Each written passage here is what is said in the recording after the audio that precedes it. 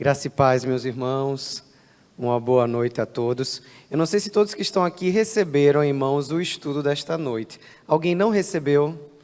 Eu vou pedir para que meus auxiliares desta noite fiquem com a sua mão estendida. E aí nós temos alguns dos meninos e meninas aqui à frente. Samuel vai me ajudar? Pronto. Enquanto ele vai distribuindo, esse mês de junho, ele foi um mês que teve uma temática especial. Na verdade, eu acho que você acompanha, né, que ao longo dos meses, nos últimos anos, acho que nos últimos 10 anos, tem se definido temas para que, como sociedade, a gente possa se despertar, se conscientizar dentro de algumas campanhas, né? A gente tem, por exemplo, o Setembro Amarelo, onde é trabalhada a temática do suicídio, o Outubro Rosa, onde a gente trabalha a conscientização acerca do câncer de mama, o Novembro Azul, onde a gente trabalha a conscientização do câncer de próstata, do cuidado do homem com a sua saúde. E o mês de junho começou a ser chamado de Junho Violeta, com o propósito de promover uma conscientização sobre a violência contra a pessoa idosa. E nós temos em nossa igreja um grupo, um ministério que tem voltado os seus olhos e trabalhado especificamente com aqueles que nós chamamos de 60+. É o Farol Master. Eu acho que vocês já ouviram falar, talvez já participaram, aqueles que são 60+. E esse mês de junho, no dia 17, o Farol Master promoveu um encontro que era para idosos e familiares. E o tema que foi colocado é esse que eu separei como tema para a gente refletir hoje também. Abrace o envelhecer com amor, respeito e valorização. Eu lembro que nossa irmã Thelma, né, estava aqui no dia 17, e a gente queria muito naquele dia ter reunido um número grande de familiares, não apenas de 60+. Tá? Só que naquele dia a gente tinha mais 60+ do que familiares. E no final da minha palavra com os irmãos e irmãs que estavam ali, alguns me procuraram e falaram, olha, a gente precisa compartilhar isso em outro momento. Seria muito bom que a igreja tivesse a oportunidade de ouvir também isso, inclusive os familiares. E aí eu coloquei isso diante do Senhor, falei para eles, olha, vou colocar isso diante do Senhor, e no momento que o Senhor abrir a oportunidade, o Senhor mostrar, confirmar nesse sentido, vamos compartilhar assim sobre isso. E decidi hoje trazer essa reflexão para os irmãos, baseado lá no texto de Josué, no capítulo 14, do verso 5 ao verso 14. Tá? Josué 14, do 5 ao 14. A gente vai ler daqui a pouquinho esse texto, mas eu queria trazer um pouco para vocês da importância de, inclusive como igreja, a gente trabalhar sobre essa temática. Tá? Eu sei que a sociedade, né, de certa forma, se mobiliza, tá, para fazer campanhas como essas, promovendo uma conscientização, pensando na saúde e na qualidade de vida do idoso, dos 60+. Mas como igreja, eu penso que a nossa responsabilidade é ainda maior. Até porque o que nós cremos é que o Cristo a quem nós servimos veio para dar vida e vida em abundância. Quando a gente vai para o texto bíblico, dentro da cultura judaica, dentro da cultura bíblica, tá? Ali no meio do povo de Israel, a figura do idoso era uma figura que recebia muito respeito. Na verdade, decisões eram tomadas ali na porta da cidade, junto a um conselho formado por anciãos. A palavra, inclusive, presbítero, que a gente vê no Novo Testamento, tem a ver com isso, não é isso, pastor Vitor? Tem a ver com o ancião. Tá? E o que aconteceu ao longo dos anos, e eu diria até que talvez nesse último século, principalmente nas últimas décadas, onde tantos valores têm sido confundidos e trocados, a gente tem começado a desenvolver uma desvalorização do idoso ao invés de uma valorização. A gente olha muitas vezes para o idoso considerando como se eles não tivessem mais o que contribuir para a sociedade e às vezes até como igreja. E isso às vezes não aparece de maneira tão direta como eu estou falando, tá? Mas às vezes surge como piadas, como brincadeiras, e isso acaba sendo não só um desrespeito, mas considerado também uma violência. E é por isso que é importante a gente conversar sobre isso. Inclusive, eu trouxe aqui listado, tá? Algumas violências muito comuns junto aos idosos, que nós, muitas vezes, sem querer, acabamos sendo até coniventes nessa situação. Eu não sei se você sabia, mas existe um número, que é o Disque 100, que ele existe justamente para acolher denúncias ligadas à violência contra o idoso. E eu não vou lembrar exatamente o número, tá?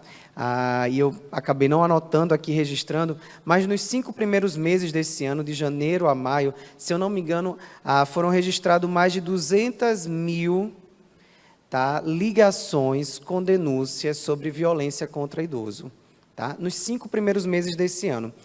O censo que saiu agora disse que nós somos 200 milhões de brasileiros, tá? E quem é bom de matemática talvez consiga fazer o cálculo e perceber que de 200 milhões, a gente ter 200 mil denúncias é uma porcentagem considerável. E se a gente parar para pensar que nem todo mundo sabe que existe o Disque 100, você sabia que existe o Disque 100 para denúncias contra idosos? Tá? Então, para imaginar, se tão poucas pessoas sabiam ou sabem, tá? Imagina, então, que essa denúncia não representa o quantitativo, talvez, de idosos que realmente sofrem violência. E eu trouxe aqui alguma dessas violências, tá? E aqui a ideia é realmente a gente se conscientizar. E se, por acaso, a gente perceber isso acontecendo à nossa volta, nós sermos promotores de vida, tá? E promotores da defesa, do acolhimento, do respeito e valorização do idoso. O primeiro tipo de violência que eu trouxe aqui é a violência do abandono e da negligência, tá? E que tem a ver com isso. A postura de omissão voluntária, intencional, tá? Eu não falo da omissão quando eu não sei, tá? Mas a omissão voluntária, intencional, ou mesmo a recusa intencional de prestar ajuda, tá certo? A um idoso. Isso aqui é um tipo de violência. Eu sei que ele precisa, eu sei que ela precisa, tá certo? Eu posso ajudar, ou talvez eu seja a única pessoa com quem ele ou ela possa contar e eu me omito, ou eu recuso, tá? Isso aqui é uma violência, é um abandono, uma negligência. Um outro tipo de violência, que é aquela que a gente costuma pensar, é a violência física, que envolve beliscões, empurrões, tapa, puxão de cabelo, tá? Que parece uma coisa tão gritante quando a gente ouve, mas que, infelizmente, é uma das que mais acontecem com idosos, e nesse grupo de denúncias que eu falei ao longo desse ano, 129,5 mil foram ligados a violências desse tipo. Existe também a violência psicológica, que envolve agressão verbal, menosprezo, desprezo, ou qualquer ação que traga o sofrimento emocional desse idoso, como humilhação, afastamento do convívio familiar ou a proibição de que esse idoso tenha convívio com a família ou convívio social, tá? Sabe aquele movimento de, por exemplo, trancar para que ele não saia? Eu sei que às vezes a gente tem condições de saúde, tá certo, que impedem esse idoso de se locomover sozinho, tá? Mas esse tipo de situação é considerado também uma violência, né? Eu coloquei como a restrição à liberdade, né, do ir e vir, a própria liberdade de expressão. E aquele movimento, por exemplo, de dizer para calar a boca, ou que aquela fala não tem o que contribuir. Esse tipo de restrição é também uma violência psicológica, tá? E cerca de 120 mil registros foram feitos nesses primeiros 5 meses com esse tipo de violência sendo registrada. Outro tipo de violência, a violência patrimonial, muito comum também, infelizmente, que é qualquer prática ilícita, tá, de retirada do patrimônio de um idoso ou que comprometa o patrimônio do idoso. Tá? Qualquer tipo de atitude nesse sentido é considerado um tipo de violência patrimonial. Existe também a violência institucional, tá? Que é uma ação desatenciosa ou de omissão dentro de instituições, hospitais, a casa de acolhimento de idosos. Tá? E a gente precisa ter até cuidado, porque algo assim acontecendo dentro de nossa igreja seria considerado uma violência institucional também, em que nós seríamos, inclusive, de alguma forma, poderíamos ser atuados como igreja. Tá? Então, a gente precisa entender que a gente precisa valorizar a vida, inclusive evitando esses tipos de situações. Um outro tipo de violência é o abuso financeiro. tá? Que infelizmente também é muito comum. Até porque, muitas vezes, chegando numa determinada idade, começa a haver uma limitação, inclusive até, por exemplo, do uso de aplicativos para que a gente possa fazer Pix, os pagamentos, ou a limitação de poder ir na boca do caixa, como a gente fala, e aí, às vezes, um dos familiares se torna responsável por isso. E qualquer tipo de exploração imprópria, ilegal, sem consentimento do idoso, tá, ligado a recursos financeiros, é considerado um abuso financeiro. Tá? Isso aqui também pode ser registrado como um tipo de violência com o idoso. Qualquer coisa que seja pedido para ele assinar, sabe? Sem ele saber o que está assinando. Tá? Isso também é um tipo de desrespeito e violência. E aqui, para fechar, tem ainda mais outros tipos, que são os casos de violência sexual, tá? Que também acontece contra idosos. Às vezes a gente pensa na violência sexual apenas contra os mais jovens, mas há idosos que passam por isso também. Tá? E a discriminação, que envolve qualquer tipo de comportamento discriminatório, ofensivo e desrespeitoso em relação à condição física do idoso, com desvalorização e inferiorização. A gente tem, inclusive, alguns termos hoje utilizados para caracterizar a discriminação, tá certo? Ou o desrespeito nesse sentido com o idoso, que é o etarismo, o idadismo ou o ageísmo. Tá? E aqui é muito interessante porque vai envolver não só o preconceito contra o idoso, mas o preconceito contra o próprio envelhecimento. E tudo aquilo que são características do envelhecimento. Inclusive, a evitação do contato. Tá? E é por isso que eu falo da importância de, como igreja, a gente trabalhar esse tema, porque nós, como igreja, somos uma comunidade formada por diferentes gerações. Tá? Nós temos aqui desde Belinha, né, que completou um ano, acho que agora em maio, não é isso? Abril. Desde Belinha, que tem apenas um ano, até pessoas mais idosas, eu não sei se eu conseguiria citar, talvez hoje o mais idoso, a mais idosa da nossa igreja, mas nós temos pessoas aí chegando perto dos 100 anos, tá? E a igreja é formada por essas pessoas, e todas, desde Belinha ao mais velho, precisam, merecem do respeito, da valorização, e precisam e merecem se sentir parte dessa comunidade. Tá? E o fato de ter alcançado os 60 ou mais não pode ser um empecilho, um impeditivo para que isso aconteça. Mas acontece outra coisa muito interessante, tá? Quando a gente fala sobre ageísmo, tá? Que é esse preconceito ligado a essa faixa etária, isso não envolve só o preconceito que eu tenha contra uma pessoa, mas o próprio preconceito que eu tenho em relação ao envelhecimento e que eu possa ter contra o meu próprio envelhecimento. E algumas pessoas que sofrem muito com isso, com a ideia de que eu estou chegando, tá, nessa fase dos 60 a mais. É muito interessante que até a nomenclatura, ela costuma ser trabalhada, né? A gente já chamou de terceira idade, de idoso, a gente tem chamado de 60 a mais. Temos, inclusive, como sociedade, mudado, né, algumas ilustrações do 60 a mais, né? Até porque antes a ilustração era aquela pessoa, né, mais encurvada, com a bengala. E hoje quem tem 60 a mais, muitas vezes olha para essa imagem e não se identifica com isso, né? E a gente precisa realmente tentar modificar essa imagem, mas perceba que é um trabalho interno.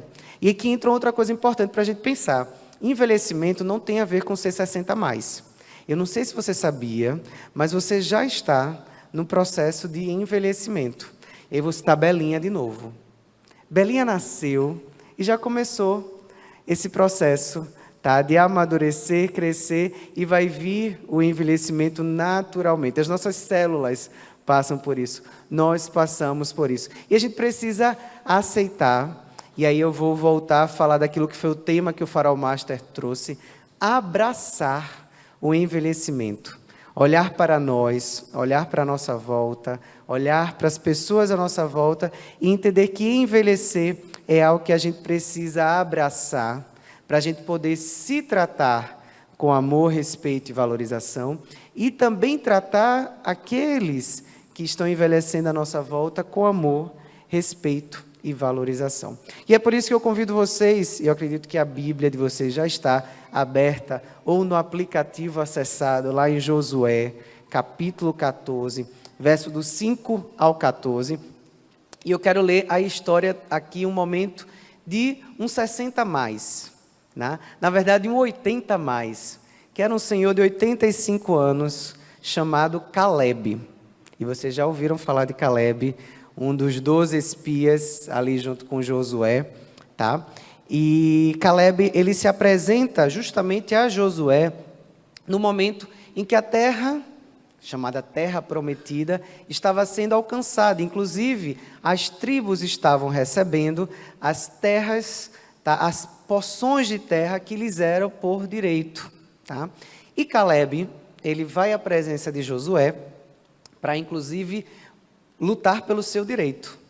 Ele, como um bom 60 a mais, um bom 80 a mais, que conhecia os seus direitos, ele foi lá atrás disso. Veja só o que diz Josué 14, do verso 5 ao verso 14. Como o Senhor ordenara a Moisés, assim fizeram os filhos de Israel e repartiram a terra. Então os filhos de Judá chegaram a Josué e Gigal, e Caleb, filho de Jefoné, o quenezeu, lhe disse: Tu sabes o que o Senhor falou a Moisés, homem de Deus, em Cádiz Barneia, por causa de mim e de ti. 40 anos tinha eu, quando Moisés, servo do Senhor, me enviou a Cádiz Barneia a espiar a terra, e eu lhe trouxe resposta como sentia no meu coração. Mas meus irmãos que subiram comigo fizeram derreter o coração do povo.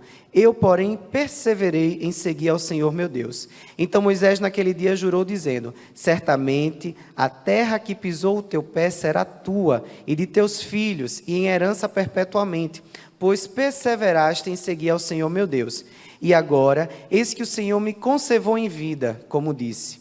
45 anos são passados, desde que o Senhor falou esta palavra a Moisés, andando Israel ainda no deserto. E agora, eis que hoje sou 80 a mais, tenho 85 anos. E ainda hoje estou tão forte como no dia que Moisés me enviou. Qual era a minha força então? Tal é agora a minha força, tanto para a guerra, como para sair e entrar. Agora, pois, dá-me este monte de que o Senhor falou aquele dia. Pois naquele dia tu ouviste que estavam ali os anaquins, e grandes e fortes cidades. Porventura o Senhor será comigo, para os expulsar, como o Senhor disse. E Josué o abençoou, e deu a Caleb, aquele 80 a mais, filho de Jefoné, a Hebrom em herança. Portanto, Hebrom ficou sendo herança de Caleb, filho de Jefoné, o quenezeu, até o dia de hoje, porquanto perseverara em seguir ao Senhor, Deus de Israel. E o que a gente aprende a partir dessa história, desse 80 a mais, tá, de Caleb? Eu gosto muito das expressões que Caleb usa aqui para se apresentar ali a Josué e fazer lembrar a sua história e aquilo que Deus prometeu. E aí, disso daqui, eu queria destacar 3 lições com os irmãos nesta noite. Primeiro, que para que haja essa valorização, esse respeito, esse amor para o idoso, para o 60 a mais, para o nosso envelhecer, a gente precisa ter clareza do que é que Deus diz sobre mim. O que determina, inclusive, quem você é, tá? Não é a sua carteira de identidade, o seu RG ou a data, tá? Ali que está preenchida, né? 1900 e alguma coisa, tá? É o que o Senhor diz sobre você. E é por isso que Caleb, quando ele vai para a presença do Senhor, ele se apresenta dessa forma: você sabe o que o Senhor disse a Moisés sobre mim. E aqui não tem a ver com a postura de orgulho. Caleb, ele não está querendo se colocar de maneira superior a qualquer outra pessoa, mas ele estava inclusive honrando a promessa do Senhor. Ele estava aqui guardando aquilo que foi a palavra de Deus diante de Moisés, representante de Deus para com o povo, ali na presença de todos, aquilo que o Senhor falou sobre ele. Eu não sei como é que você encara, tá, o momento que você está, a sua idade, tá? Talvez os cabelos ou ficando branco, ou sendo perdidos, e é por isso que eu falei que estamos no envelhecer, né? Não sou 60 mais ainda, mas já estou perdendo os cabelos, e eu não sei como é que é para você encarar essas mudanças que acontecem na sua vida. Mas eu queria que quando você olhasse para você, olhasse para as mudanças, você, acima de tudo, lembrasse do que Deus diz sobre você. E mais do que isso, o que Deus diz sobre essa fase. E aí a gente precisa ir lá em Levítico 19, versículo 36. O texto de Levítico é um texto fantástico, porque tem toda uma orientação, tá certo? De como deveria funcionar a nação, o povo que estava ali indo para o deserto. E a gente tem orientações sanitárias, a gente tem orientações acerca de diagnóstico de doenças, tá? E a gente tem também orientações acerca das relações, como deveriam acontecer ali no povo de Israel durante o tempo do deserto. E uma dessas orientações, aqui no capítulo 19, que começa falando sobre honrar pai e mãe, tá? E aqui no versículo 32, a gente vai ver a seguinte expressão do Senhor através de Moisés: levantem-se na presença dos idosos e honrem os anciãos. Temam o seu Deus, eu sou o Senhor. Veja só a orientação acerca do trato com o idoso. Levante-se na presença dos idosos e honrem aos anciãos. Eu lembro que quando eu era criança, e eu costumava ir e voltar do Colégio Batista de ônibus, tá? Minha mãe sempre falava, e ela ensinava isso, que se estivéssemos sentados, e olha que com 10, 11 anos, se algum idoso chegasse e o ônibus estivesse cheio, o que a gente precisava fazer? Exatamente o que aqui diz Levítico 19, 32. Levante-se e ofereça ali o seu lugar. Eu sei que talvez você foi de uma geração que eu não fui, tá? Em que inclusive esse levantar se envolvia dentro de sala de aula. Eu cresci com meu pai falando, narrando como é que era isso, né? Lá na escola em Rio Largo, era como meu pai sempre narrava. O professor entrava, e talvez você vivenciou isso, a classe ficava de pé. Não porque alguém pedia, tá? Era respeito àquela figura de autoridade que entrava. Minha geração não vivenciou isso, e as gerações mais novas, ainda mais difícil, né? E eu me preocupo até como as coisas estão caminhando, porque o tratamento com os professores, por exemplo, que antes era levantar-se quando eles entravam, hoje a gente vê aberrações acerca de como os alunos tratam os professores. Eu espero que isso não seja uma realidade dos nossos adolescentes, né? Que a gente tenha um trato, uma postura de respeito e valorização. Mas a orientação de Moisés aqui, de Deus através de Moisés, é que a gente precisa se levantar na presença do idoso, honrar esse ancião. O levantar-se aqui é mais do que apenas algo físico, tem a ver com respeito. Considerar essa figura, essa pessoa que está na minha frente, respeitar esses cabelos brancos, respeitar essa história. E uma coisa que eu falava com os 60 a mais que estavam aqui naquele sábado, foi que nós, ou na verdade, que o idoso, 60 a mais, precisa também nos ajudar a promover isso. Porque às vezes o que acontece é que a gente até levanta, e aí geralmente o que a gente ouve, não precisa. Até porque eu não quero me considerar como alguém que precise sentar no lugar que foi dado. Mas eu falei para eles o seguinte: olha, quando isso acontecer, aceite, tá? Deixe que esse jovem se levante e assente-se no lugar dele, porque é uma forma, inclusive, da gente incentivar esse respeito, essa postura de honra. Então, o que Deus diz sobre nós é que o idoso, ele precisa ser respeitado. E ele precisa ser respeitado, veja o que ele diz logo depois: temam o seu Deus. Temer ao Senhor, não é isso, Belinha? Temer ao Senhor envolve honrar e respeitar o idoso. Se você quer ser alguém que teme ao Senhor, respeite os cabelos brancos ao redor de você, a história dessas pessoas. Inclusive, lá em Deuteronômio, no capítulo 1, no versículo 36, a gente vai ler a história de Caleb e aquela situação que eles vivenciaram de ir a conhecer, espiar a terra. E a gente vai ver que ali, tirando Josué, e aqui o texto diz, exceto Caleb também, todos os outros homens, eles acabaram tendo a postura de covardia diante daquilo que eles foram espiar. Exceto Caleb, pois seguiu o Senhor de todo o coração.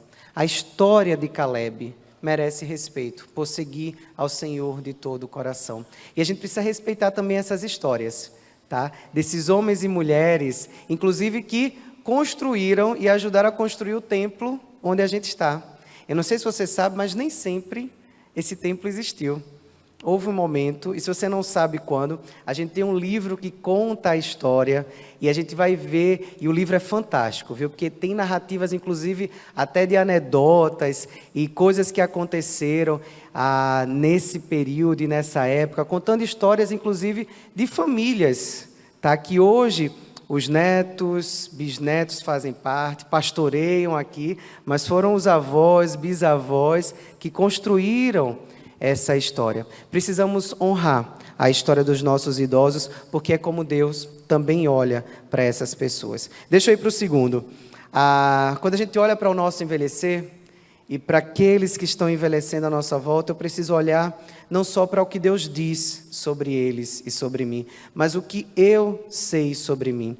E aqui eu coloquei que o meu valor, ele não está no que eu faço, na minha idade, na minha vitalidade, mas em que eu sou diante do Senhor. Até porque no versículo 7, a gente vai ver Caleb colocando, olha, eu dei um relatório digno de confiança. No versículo 8 ele vai declarar, olha, eu fui inteiramente fiel ao Senhor.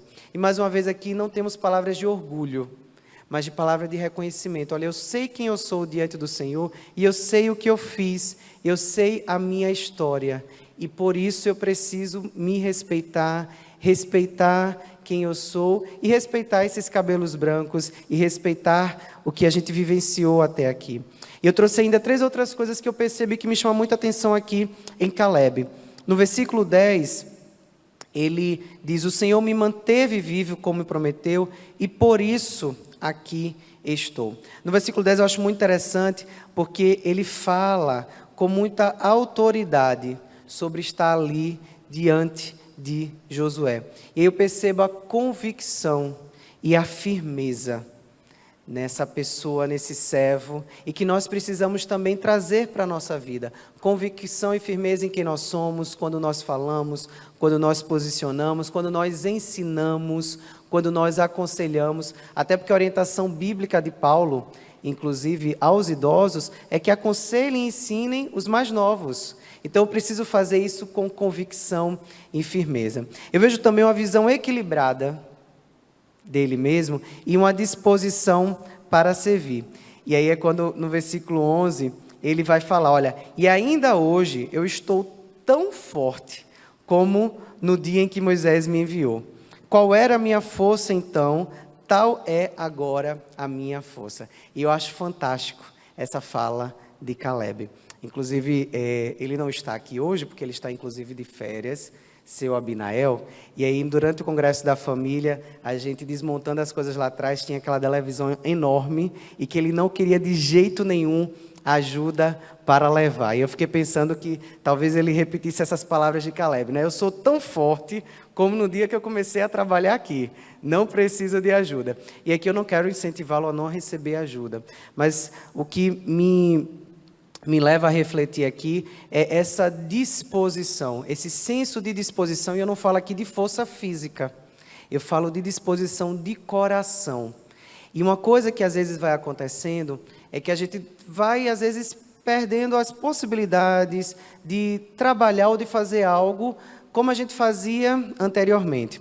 Inclusive eu lembro que a irmã Márcia Monteiro, ela estava no sábado, e ela estava conversando que quando ela era mais jovem, a gente tinha um batistério aqui na frente, e eu lembro muito bem, porque minha mãe também costumava fazer a decoração pendurada ali, colocando as flores, e Márcia falava, olha, eu lembro que quando eu era jovem eu fazia isso, hoje eu não consigo mais ajudar assim, mas no bazar, fizeram contato, e eu vim para cá, eu fiquei pensando, o que é que eu vou fazer, porque eu não vou dar conta de ajudar nisso. E ela falou que pegou uma cadeira, ficou sentada na frente da mesa e ficou separando os cabides, entregando a roupa para uma outra pessoa. E ela disse que veio para passar uma horinha e passou a tarde e a noite e saiu daqui até tarde. E ela falou, ali sentada no meu ritmo, eu fui fazendo as minhas coisas. Essa disposição de servir.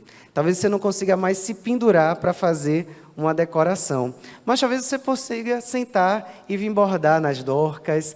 tá? Ou aconselhar alguém, ou orar por alguém, ou contribuir de alguma forma. Eu queria só dizer para você que, independente da sua idade, há espaço no reino para você servir. Tá? O serviço do reino não é só para os jovens.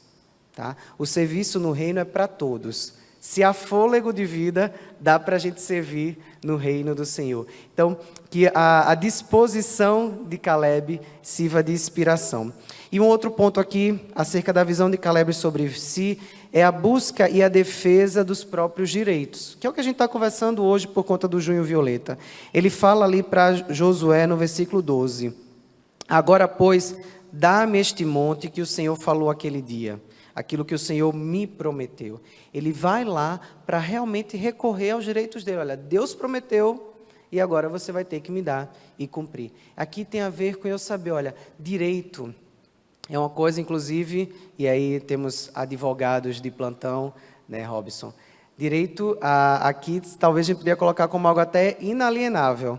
Uma vez que ele tem direito a isso, a gente precisa cumprir. E se foi Deus que prometeu, aí é que não dá para a gente não cumprir mesmo.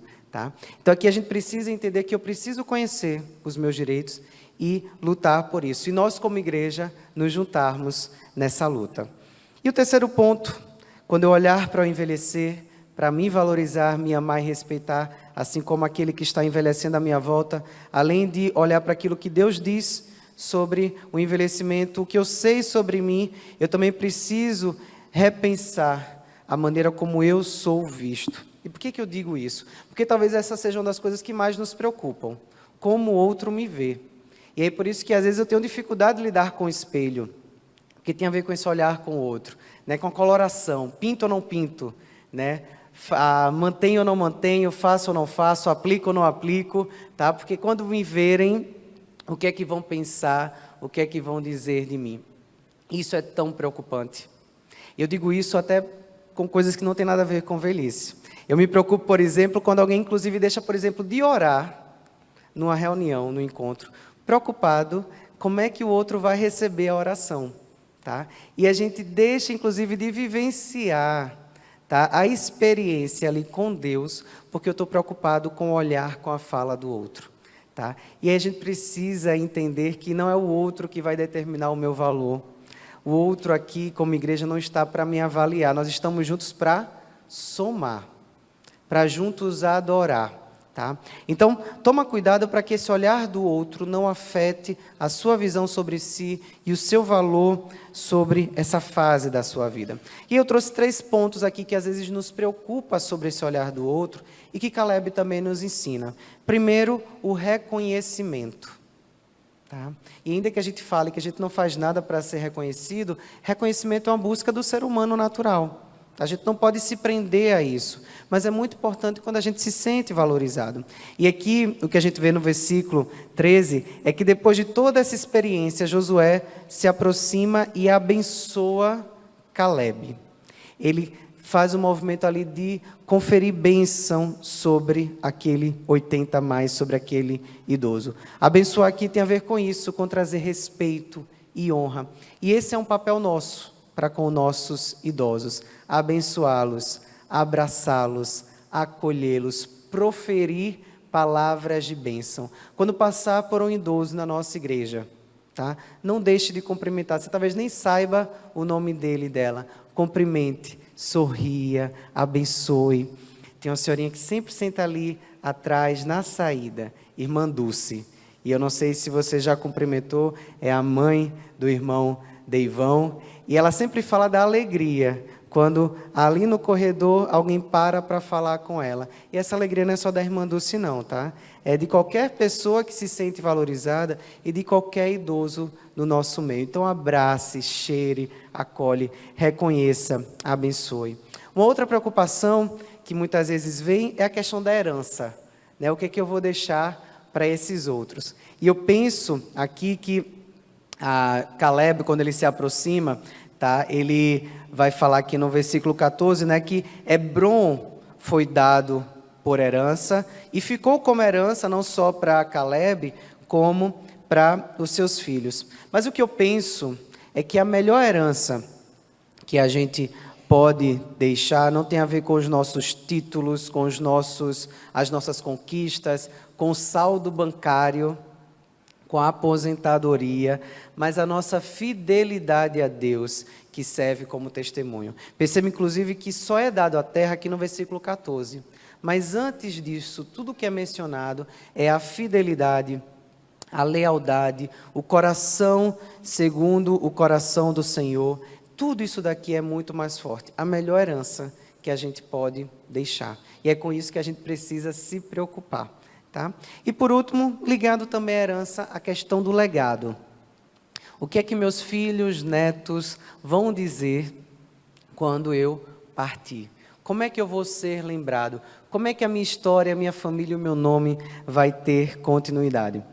E no versículo 14, o texto é concluído dizendo que até hoje, né, a terra de Hebrom ficou sobre herança, ou como herança, para a família ali de Caleb, né, para a tribo a qual Caleb fazia parte. Né, até o dia de hoje, porquanto ele perseverou em seguir ao Deus de Israel.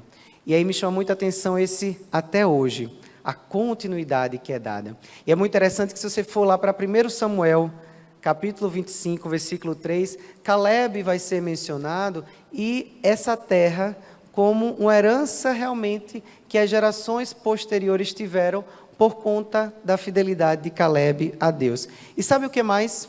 Caleb, quando conquista a terra, ele dá uma de suas filhas como esposa para um dos homens ali que faz o movimento da conquista, que é Otoniel. E Otoniel, se você abrir no livro de Juízes, ele se torna o primeiro juiz do povo de Israel. O genro de Caleb se torna o primeiro juiz de Israel. E a gente vê esse legado sendo continuado. E essa é o mais importante de patrimônio, de construção, de herança, de legado que a gente pode deixar. Tá? Que é a nossa fidelidade a Deus sendo refletida na nossa família, filhos, netos, bisnetos, e o contrário também, nossos bisnetos, netos e filhos reconhecendo a nossa relação com Deus, se espelhando e sendo abençoado por isso. E se a gente consegue vivenciar isso daqui, se a gente consegue ter isso em mente, a gente consegue abraçar o envelhecer e viver uma comunidade que abraça o envelhecimento com amor, respeito e valorização. Isso acontece. Deus é glorificado e Cristo é anunciado através dessa nossa conduta. E a minha oração é que nossos idosos, 60 mais, 80 mais, se sintam extremamente acolhidos, amados, abençoados, que como igreja possamos ser referência aqui e na sociedade, na maneira como a gente trata e ama os idosos. Que Deus possa nos abençoar. Vamos falar com o Senhor? Deus, nós te agradecemos, porque nós somos amados por Ti e nós somos amados na fase que nós estamos, como crianças, como adolescentes, como jovens, como adultos, como idosos, Pai. Obrigado porque no Teu reino há espaço para nós, com a idade que temos e com aquilo que nós hoje podemos fazer. Que possamos nos sentir realmente acolhidos. E mais do que isso, que como igreja possamos nos desenvolver na prática do acolher, do amar, do abraçar o envelhecer, e que através disso a tua igreja possa testemunhar de Ti e que Teu nome seja glorificado. E que o idoso que passar por aqui se sinta amado e assim a gente possa testemunhar do amor de Cristo por nós. É a minha oração, em nome de Jesus. Amém.